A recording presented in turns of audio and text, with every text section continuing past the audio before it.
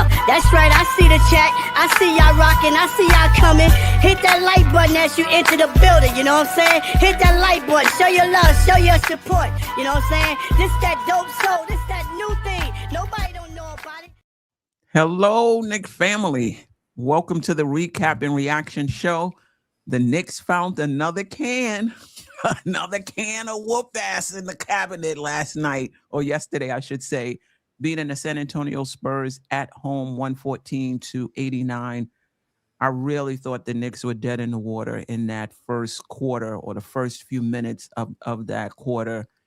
And then they just responded with a all-around phenomenal performance, probably their best two-way performance this season, in my opinion, and really gave us a glimpse of what could be. And listen, we know the Knicks have been inconsistent this season. There's been a roller coaster. We've seen them, play well offensively. We've seen them play well defensively, but they haven't been able to put it all together. They did so yesterday, and I think it's just a matter of, can they live there? Can this be them? Can they find this, instead of it being a ceiling, can this be their floor?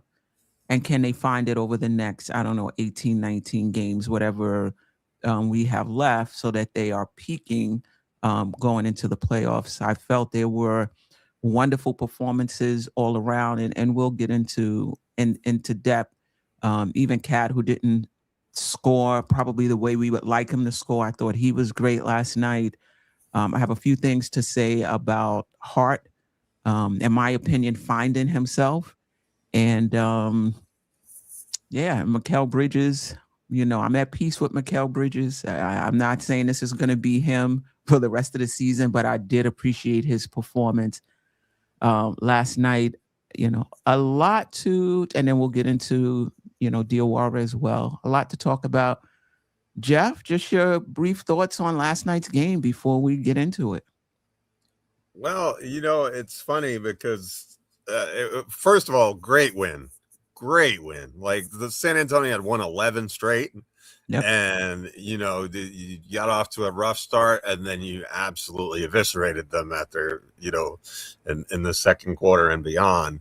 And so a great win from that perspective. But I think, ironically, my reaction to this game is frustration, right? Because it's frustration because, like, why don't we see this, where is this version of the team all the time, right? Like, why do we have to wait until, like, so we know that they're capable of this, but why do we so frequently fall short? And then not only that, but we won this game going away, but I'm not sure that we solved the overarching difficulty that this team has. And I think that's the Towns Brunson synergy, right? That's, to me, like, we won the game, but Towns didn't shoot the ball very much, and it wasn't, and look, it doesn't matter. We won the game, right? But I don't know that we're going to be our chief selves come playoff time if we don't figure out the dynamics between our two stars. And I'm not sure that we did anything in particular that solved those issues yesterday, even though we got some fantastic ancillary performances from nearly all of our role players were outstanding. And I'm sure we'll go into all of that individually, but a great win, and a necessary one, because the upcoming schedule is really brutal. And, the Cavs won again last night. The Celtics won again last night. So, just trying to keep pace in this Eastern Conference playoff race is difficult. And we've got, from now until the middle of March, I think we've got a kind of a tough schedule. And then it lightens up after that. We still have to win those games, but for the next week or so, we're going on the road. We're going to be on the West Coast. We've got guys like Denver and both LA teams that are not going to be easy. We've got Oklahoma City and Toronto this week. So a lot of difficult games coming up. So good to take care of business at home. I just don't know that I think we've seen the team play like this in games before, in quarters before. I just don't know if this is a sustainable formula that says, hey, we figured it out. Yeah, I hear you. I think I'm coming to terms with the fact that how I want Cat to play and how I believe Cat should play and how I believe Brunson should play, I'm kind of coming around to the fact that that's not what Mike Brown sees. And that's not what Mike Brown wants. I think the way the Knicks played yesterday is what Mike Brown wants. He wants he wants Cat to just impact winning. If it comes your way, it comes your way. If it doesn't, it doesn't. Now, whether I agree with that, whether I believe that's something that's going to win in the playoffs, this is the direction he wants to go. I thought Brunson's floor game was really good. I think that this is what Mike Brown wants. If they double you, if they crowd you, just find the open guy. Don't force it. I think that's what we saw, last night from Brunson. One time he put somebody in the blender, as we would say, but we're seeing less and less of that this year. And I think that's by design. I just don't think Mike Brown wants him. Brunson can score on anyone, but because he's not quick, it takes him having the ball for like 14 seconds to put him in the blender and dribble left and dribble right and stutter step and until he can find that exact point in which he can get the shot off, and it takes time. And I think that's less a part of his game. And again, I think that's by design. I think Mike Brown wants quick hitting. And I think Brunson is learning how to play different. And I'm seeing it, at least I spoke about it a show or so ago, as him being less assertive. But I think that's just the way Mike Brown wants it. You give Brunson all the time in the world, he can score on anybody repeatedly. I don't care if you're strong. I don't care if you're longer. I don't care what it is. He can do it. But he's not getting that time to do that. That's just not what this offense is anymore. And yesterday he got off the ball, and he's been doing that, recently. And guys came through. Like one time he was almost at the rim and he passed it out to Diawara, who hit the shot. But I was like, you right at the rim and you're going to pass it out like for a three? Diawara hit the shot. But again, I think that's just another example of that's the way Mike Brown wants this team to play. And all of the role players came through last night. It remains to be seen in a game in which they're crowding him and he's passing and they're not coming through. Will he then become more aggressive? I think this is it, Geoff. I think whether it's a winning formula or not, whether they can maintain it or not, I think this is the way Mike Brown wants this team to play. And they have 18, 19 games to perfect it, going into the playoffs. So I've kind of released what I think is best, that Cat and Brunson work well together, that Cat gets more shots, that we're 968 games into the season. Like I just think this is the way Mike Brown wants them to play. Yeah. That's fair. I don't know. I just don't know that we're utilizing our talent properly to maximize it. That's all. That would be my concern, and I understand what you're saying, and I kind of think you're right. Not kind of. I absolutely think you're right. I think that this is how he sees the team. And look, you're allowed to have different visions of what the team should look like, and he's the guy getting paid, and if this is how he wants them to look, then that's how they should look. But you better win. Right? That's all there is to it. You can have your vision, you can utilize the players you want to. You just, when it comes down to it, you better win come playoff time. And I'm not saying they can't. I'm just saying they better. And I think that, and if it's all right with you, I think the place that I really want to go to first is Karl Anthony Towns' defense yesterday. I thought the way that he did. Can I just say one more thing before we move on? It's more about the process than the results. Like, I don't think this is going to be Cat every game. This is not going to be Brunson every game. But I think this is going to be the process of Brunson getting off the ball, and hopefully they come through. What remains to be seen, because every game brings different challenges, is when they crowd him and he gets up off the ball quickly and the other players aren't hitting shots. Now what happens? Now we need Brunson to be a little more assertive. When we have mismatches, are we going to Towns, right? Every game presents, something different. I think it's more about the process. I thought the Knicks process was really good last night. But again, we're going to play Toronto. That's going to bring a different challenge. What's the process going to be against Toronto? But go ahead about Cat.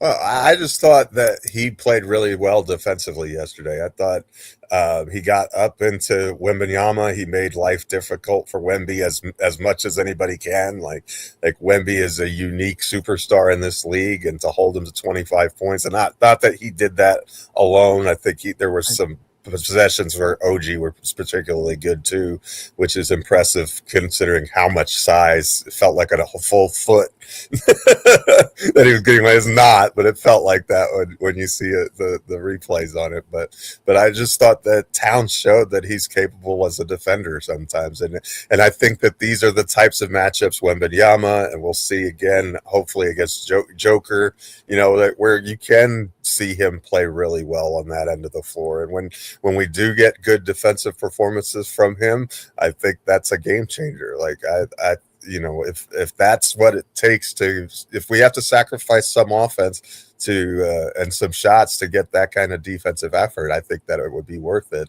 I just would prefer to find a world where we could do both, but maybe that's not possible. So, but shout out to Towns. I thought he had a really great game yesterday. I thought he was critical, pivotal piece to the puzzle for us to put together that amazing second quarter and fourth quarter run.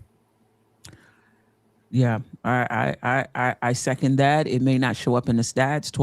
12 points, 14 rebounds, only took 1 3-pointer. He had 1 assist, 1 steal, 4 turnovers, 4 personal fouls, but he had 5 offensive rebounds, and at least 2 of them were timely offensive rebounds. I thought he picked his spots. They had Castle on him, and I thought he did all right. There was one time they had Castle on him and he drove the baseline and dunked it. And I was like, yeah, like when you do get your opportunities, take advantage of them. I thought Cat was phenomenal last night. And I don't think the stat sheet does any justice to his play. So I definitely agree with you on that. I want to talk about the defense last night. San Antonio shot 41.6% from the field, just 26.5% from 3. In all fairness, they did get some wide open looks that they just missed, but I also think the Knicks had an impact on that. The Knicks forced 22 turnovers. They had 13 steals, the Knicks. I thought their on-ball defense was really good across the board. I thought their rotations, for the most part, was really good.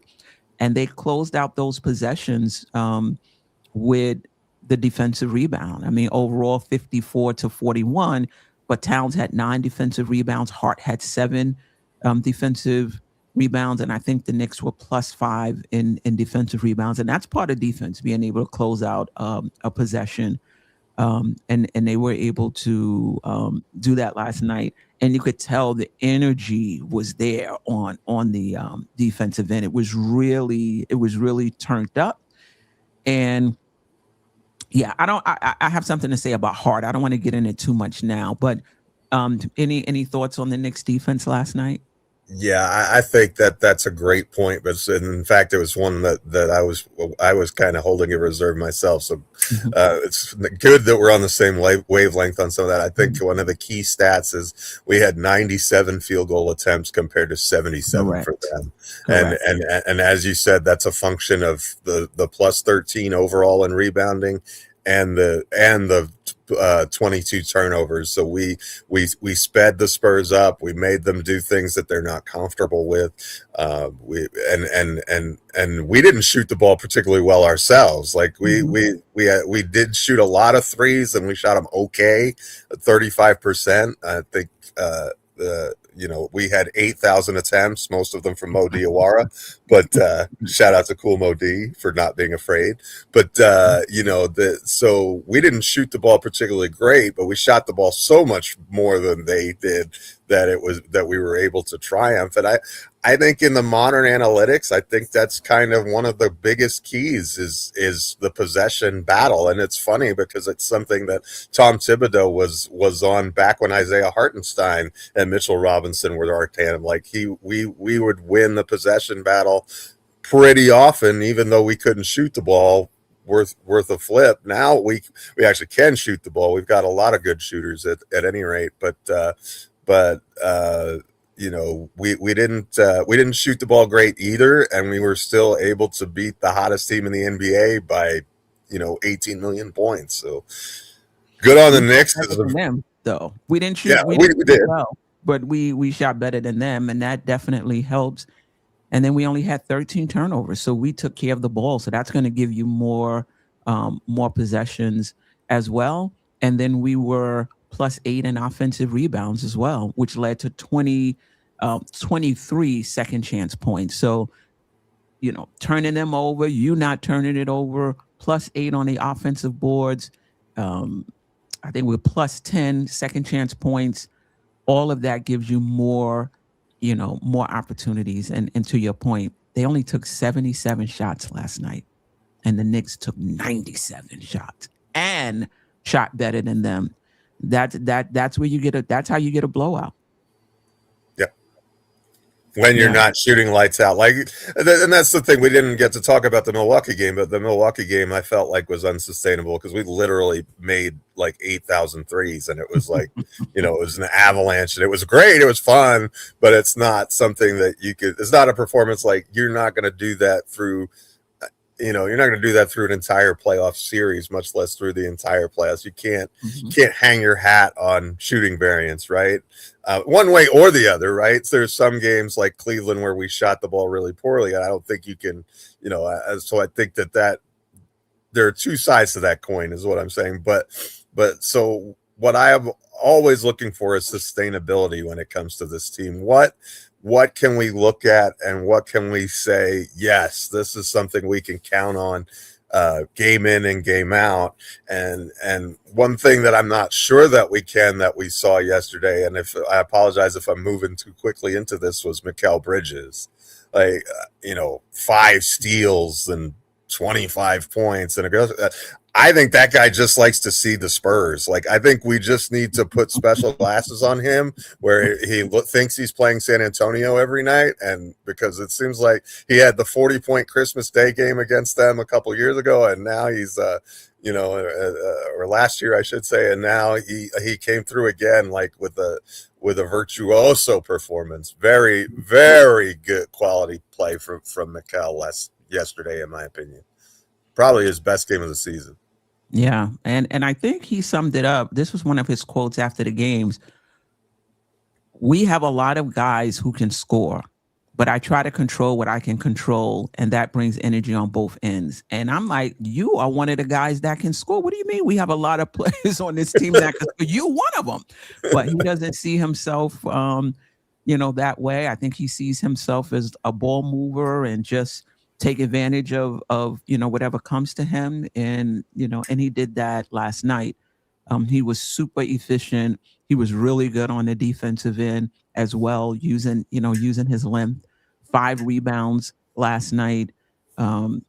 Just a really, all around good performance from him. 10 of 17 from the field, 5 3-pointers. Like he was just, but this is not him. I'm not expecting this. I'm not, somebody said in the chat that they think this is what Leon Rose signed him for.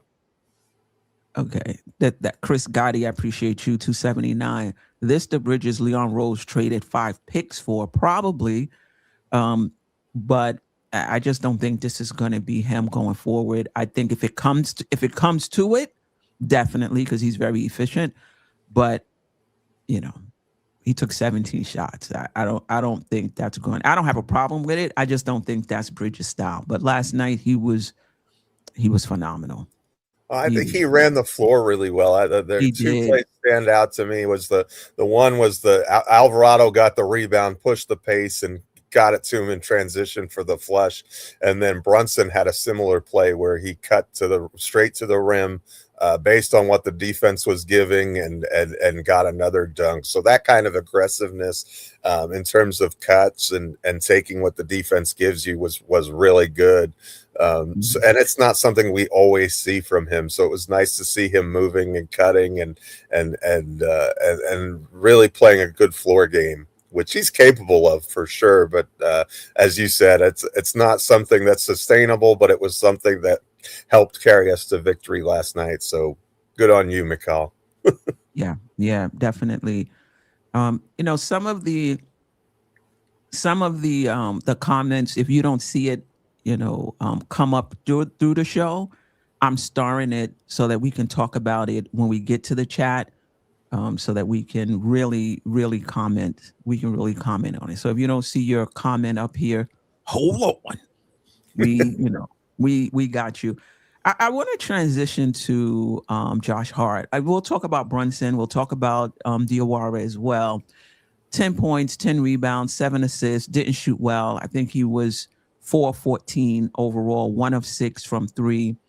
And he made a comment that, he did the other things because his shot wasn't falling. And I think this is, I don't want to say problem. I think problem is a strong word. I think Josh's identity in terms of who he thinks he is probably has changed since he's been here. So when I saw him play last night, I didn't even know he didn't shoot well. I was just like, this is Josh Hart on the floor, scrapping, hustling, getting us, extra possessions, rebounding the ball, playmaking, playing with so much energy. I'm like, this is him. Where's it been? But for Josh, it's like, oh, I did those things because my shot wasn't falling. I felt like I had to do other things. And I'm saying, no, quite contraire. Those you identifying as other things is your identity. Like, this is what we traded for. This is what got you the contract extension that you got. And absolutely, we do need him to shoot better. But don't get it twisted, Josh Hart, that now all of a sudden you this shooter and my shot's not going in. So now I got to try other things to help the team win. No, those other things are you. Those are you. And it changes the Knicks. When he plays like that, with that type of energy and hustle, that junkyard dog, we a different team. And I'm hoping that this is a come home moment to him. I don't think it is, where he kind of realizes that, yo, this is me. Like, this is my DNA. And sure, I need to shoot better to keep the offense, to keep the defense honest. I do need to do that. But yo, like, get back to the basics.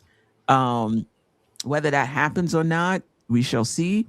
But I thought last night was vintage. Like, this is the Josh Hart Thibodeau drove to the airport and drove him back and put him right into the lineup the next day.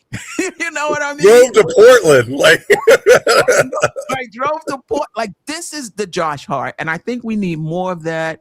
And I think he needs to focus more on that. And sure, we do need the shooting because it messes with space. And I'm not saying we don't, but I feel like it's not an either or, Josh. It's not an either or. We need both. And if you can only give us one, give us the junkyard, because we got other players that we can sub in for the shooting. Just your thoughts on Josh Hart.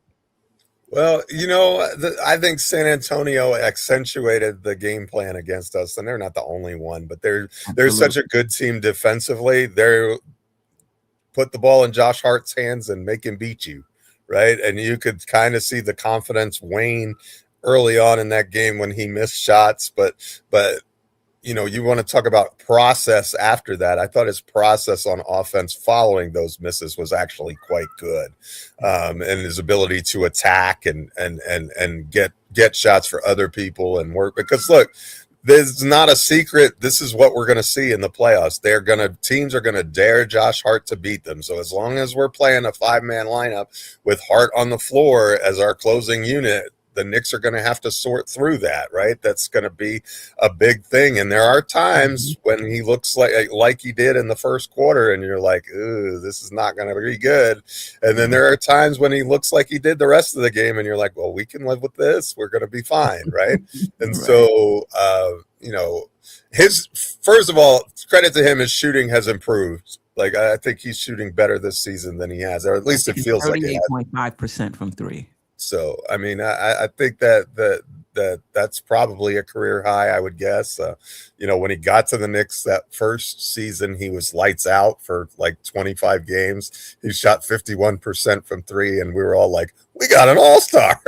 We traded Cam Reddish for an all-star, and then we found out, that was just a hot streak. But no, I agree with your assessment. Don't forget who you are just because you've been Right. invited to do other things or you have opportunities to do other things. Remember your roots. Remember what got you to this position in the first place, and that's playing hard, and that's turning the 10-90 balls into 50-50 balls. That's the Josh Hart that we need for sure. Yeah. Don't become a diva out here, Josh Hart. All right. Where do you want to go next? Well, let's talk about the rookie. Let's talk about Mo. Cool Mo D.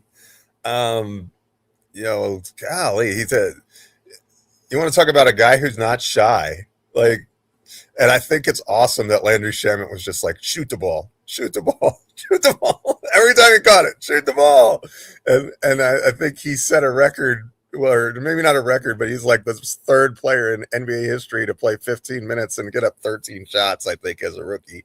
So he's certainly not shy, but and he didn't have it going he didn't shoot the ball well yesterday, and he didn't produce a lot of offense. I think he was 0.922 points per 100 possessions or whatever, or points per possession. So it wasn't great offensive process from him necessarily, but the fearlessness and the ability to work as a spacer, and the guy is shooting 40% on the year from three, and so you gotta respect this kid. I think he's earning his spot in the rotation. I think that he's clearly put any debate, if there was, between he and Sohan to bed. I think that he's a much better fit for what this team needs and wants right now.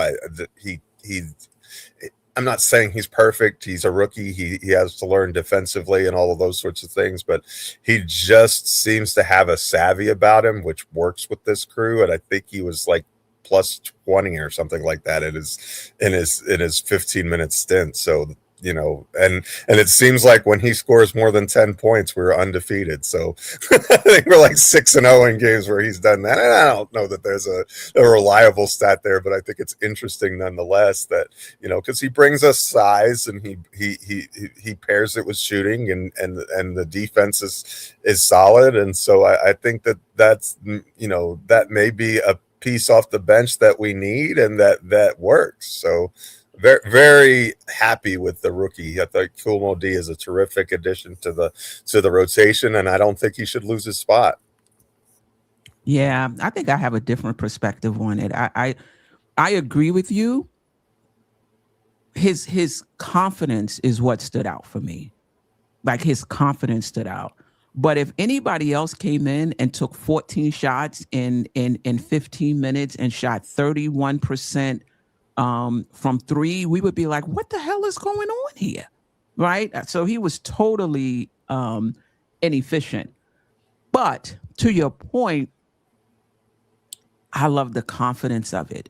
I love that, most, if not all of those shots came within the flow of the game. I like the fact that he wasn't rattled in, in a big game.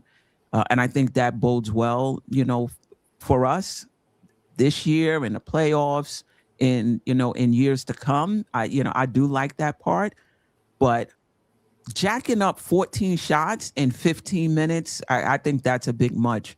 Jamrock always said, I love the win, but some of the people that are taking the number of shots they are taking needs to cease.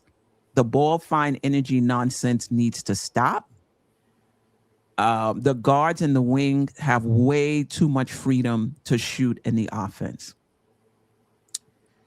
Again, and I talked about this in the beginning, this is Mike Brown's offense. Like I'm starting to like come around. This is Mike Brown's, offense. Move the ball. Whoever gets the shot gets the shot. It's not a we're gonna take advantage of mismatch offense. It's not a we're gonna make sure the ball is in our best players' hands most of the time and play off of them. That's just not this offense. Now, in the whole scheme of things, when it's all said and done, Brunson is going to take the most shots on his team. Cat has the second most shots on his team. You couldn't tell. But this is what the offense is. And if everybody comes through and hits their shots, it's going to be wonderful. If not, we're going to be wondering why so-and-so got more shots or just as many shots as the better offensive player. But I think we have to see it in the playoffs and see how it plays out. This occurs to me, and it's not really a game-related thing, but I wanted to ask you a question right quick. Have you ever seen the Knicks go through a stretch where they were 14-4, where there was this much hand-wringing about the offense and the players as we've seen in this one? Like, do you ever remember us being this hot and there being so much just negative discourse around the team regarding our current situation? Like, it's almost disjointed. Probably not, but I will say that this is the first time the Knicks have been in a situation where the stakes are high. And I think what you're comparing it to has changed. I think in the past, going 14-4, that's good. We're good. But when you're trying to win a championship, it changes now. So it's not just that we're going 14-4.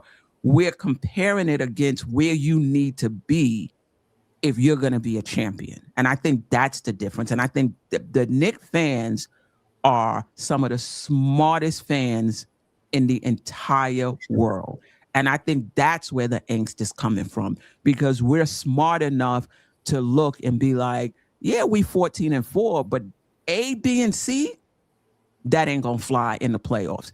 And what we're seeing now, that's not sustainable. And you go into the playoffs and you're not featuring Cat and you're not featuring Brunson, your best players, and you got all these other cats taking just as many shots as your best player, I don't know how that's going to play out. And you got Diawara coming in 15 minutes, jacking up 14 shots. I don't know how that's going to play. So I think that's what's going on, Geoff. We're comparing it to where we need to be to win it all. And that's why, in my opinion, there's that angst. There's that this ain't good enough. That's where I think it's coming from. I think that's fair. Yeah. All right. We have a super chat. I don't know if you were going to save it. Yeah. Or... Oh, yes. Let me get to the super chat. Matter of fact, I'm going to get to the chat overall because I'm not sure anything is left Oh, let's talk about Brunson, and then we'll get to Paris Duggar super chat, and then we'll get to the chat. Overall, I thought Brunson's floor game was good, like I talked about in the beginning. I didn't think he forced the issue. I thought he found the open player. I thought he controlled the tempo of the game, and I think you noticed the difference. I think it was in the third quarter when he went to the bench with those 4 fouls. The Knicks were a little raggedy for a little bit before they found their footing. And I think it remains to be seen, like I said earlier, what happens when the team is not knocking down shots. How does Brunson respond? Is he still making those same passes, or, okay, I may have to take it into my hands a little bit. That's part of the maestro that I'm talking about, being able to read the game and what we need. I thought he was solid in that respect last night. Yeah, the captain did his thing, that's for sure. These are the types of games I like from Brunson, though. He did what was required. He was really good. And it's easy to be a maestro when everybody's making shots, right? When everybody's bricking, the tune is off key, right? So it doesn't look the same. But his process was good. We've seen him, at other times kind of take over games, and sometimes we need him to do that. But I thought last night he let the game come to him, and he helped. He facilitated as a point guard, and so he's capable of it. We know he can do it. So it's just that understanding of, as you said, when do we put it in drive, and when do we shift gears and do the other. And I think that's going to be something that continues to evolve as the season goes along, because I think he's a playoff riser, and he's someone that when it comes to the postseason, he's going to be number one on the scouting report, but he's also going to be the guy who elevates his game and hits shots. Like, we've seen him go Michael Jordan mode in the playoffs, literally. Like, he and Jordan are the only ones to have, I thought it was 7 30-plus point games in a row in the postseason or something, like whatever he did. I don't remember the exact number. I apologize. I should. But, we've seen him take it to an elite other level in the playoffs. So, it'll be interesting to see how he balances that version of himself versus the one that makes sure that his teammates are active and involved. Yeah. Well, like you said, we got Toronto coming up, Denver. Denver's coming up. OKC coming up, the Lakers. I don't know. I think Gilgeous Shea is back, right? Yeah, SJ is back. I'm pretty sure he's back. Then we got the and if he's not, he will be for when the Knicks play him. Facts. And then we have the Lakers as well. So and don't sleep on the Clippers either. I think that's the Lakers Clippers back to back is not gonna be fun. Yeah. For sure. And the Knicks schedule, I think, is a back-to-back, 1 day off, another game, 1 day off, and then another back-to-back. Something like that. So, and going West Coast with all of that. So it's gonna be brutal. Like we've got, I think we travel to the Raptors Tuesday, and then we come home to play the Thunder. Yay. Right. Easy one, right? And then we go to the West Coast with I don't know what the order is. I think we have Denver before the West Coast. Denver, and then LA and LA. We're at Denver, right? Yes. So that's part of the West Coast. Yeah, gotcha.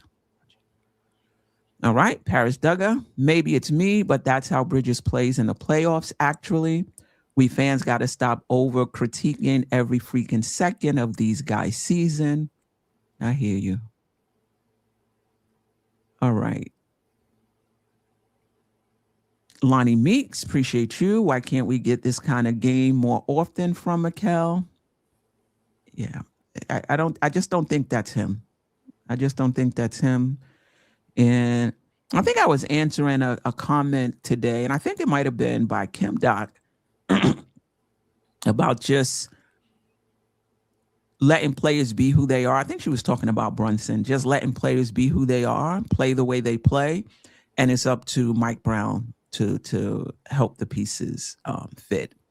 as opposed to trying to change guys and make them something that they're not. And speaking of Kim Dot, holding a top NBA team to 89 points when the Spurs were up for this game was beautiful to see. Knicks played no games, shut their wager, let when they made many runs. Yeah, the Knicks responded. You know, when they made their mini runs, they definitely did. Chris Gotti, Wemby, -15 last game and -17 in the NBA Cups finals, which was his worst plus minus of the season. Yeah, I think the Knicks were just being really physical with him. He missed a lot of 3-pointers, though. So that didn't help. But we took 48 3-pointers. I mean, that's the Wemby effect, right? It's just really, and not just Wemby, but also their perimeter defenders, just really, really hard to get into the lane and get shots at the rim. Yeah. Lonnie Meeks, the more reps Diawara gets, the more compatible he will be with the offense. Totally. You see that already. He has a really good feel for the game as well.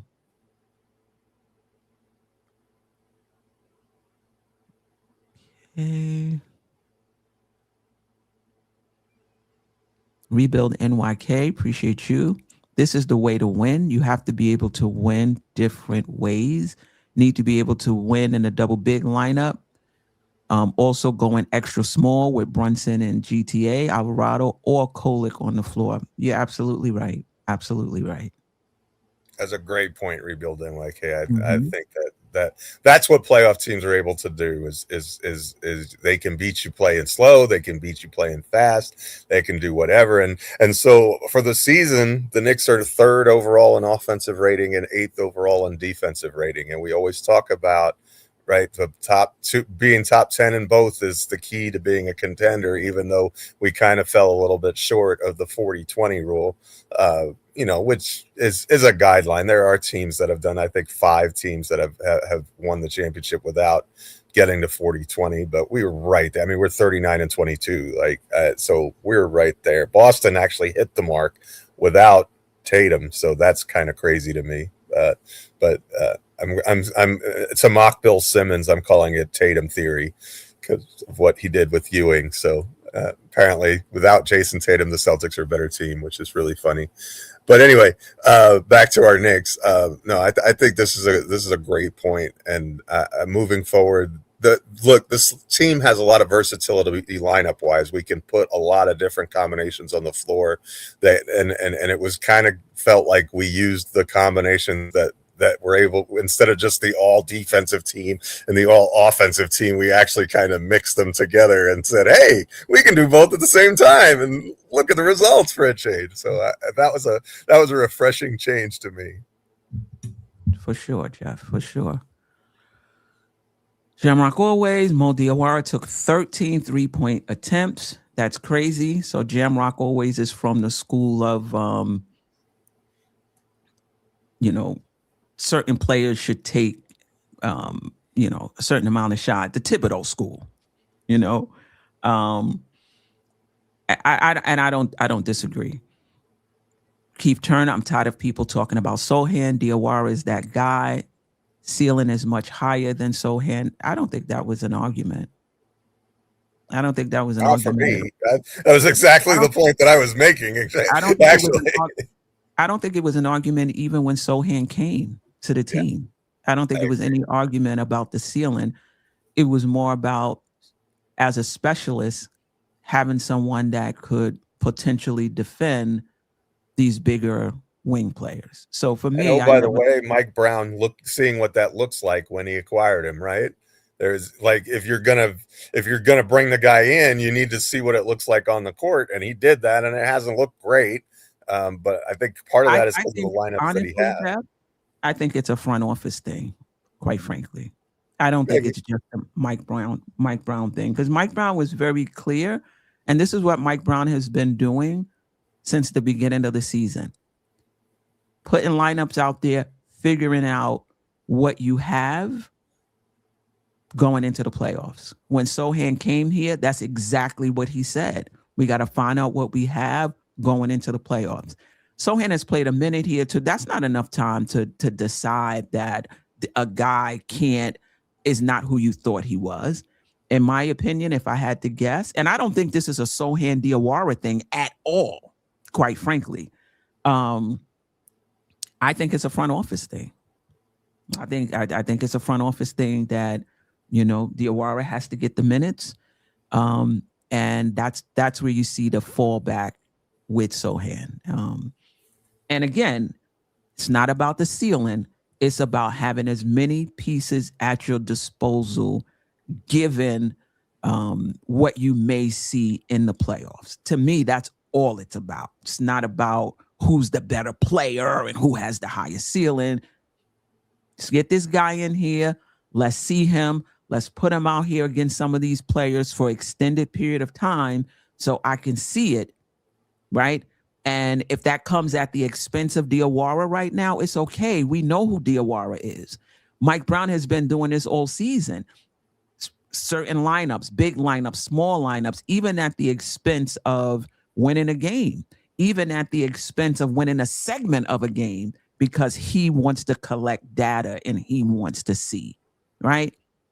I think that process should continue because I hope now if Bridges and OG are going to be who they were last night, it don't even matter. But if you can have, if you can have as many players as you can that you can throw at and give a player different looks, it matters in the playoffs. Jamrock always, not going to lie. I wish Mo was a little better so he can replace Hart in the starting lineup. Everybody down on Hart, I don't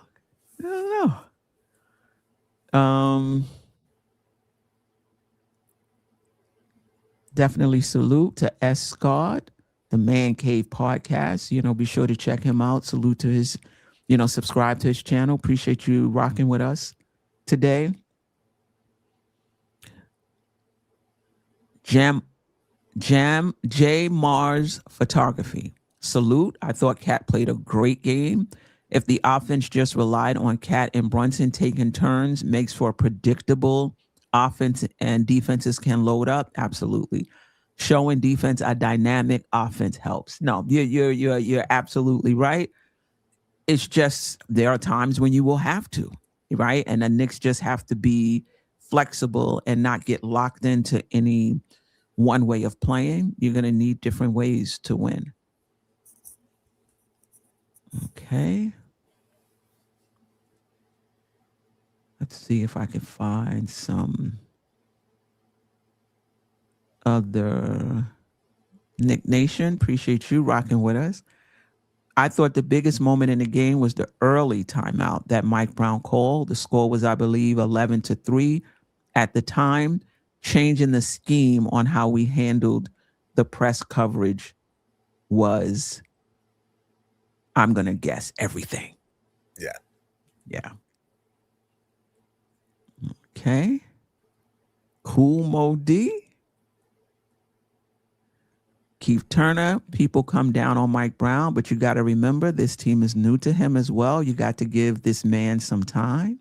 Okay. Gotcha. Chris Gotti, good things happen when Diawara gets minutes. Okay.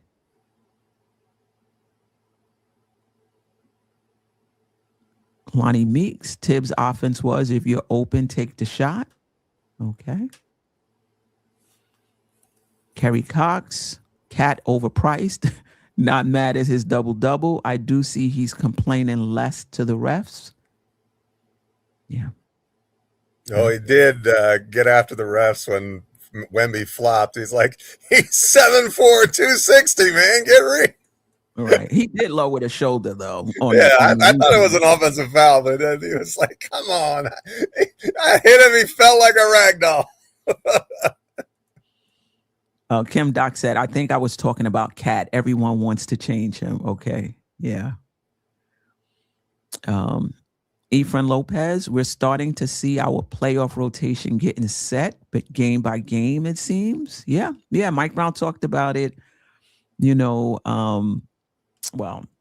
he said Diawara and Sohan is 9-10, 10-9.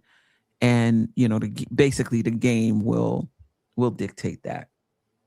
I haven't seen that yet. Okay. Humberto De La Hoz.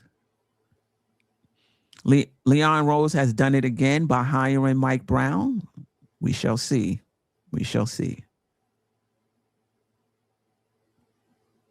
East Blue Drew, appreciate you. Getting that win means a lot. Remember, the loss to them was the start of our slump. Okay.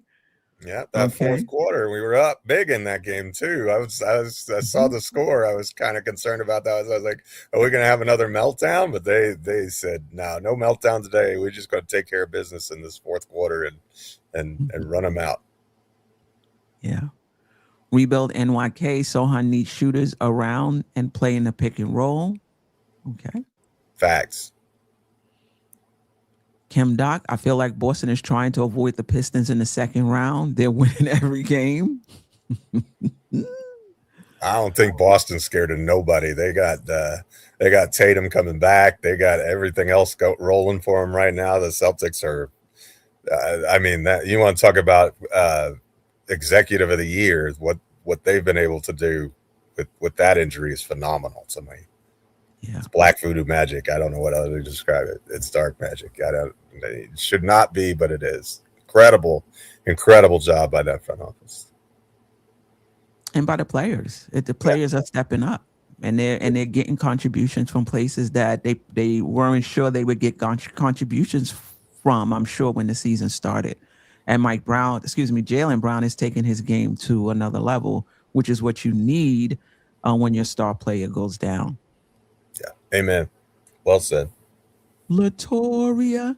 Good morning, Latoria. Hope everything is well with you.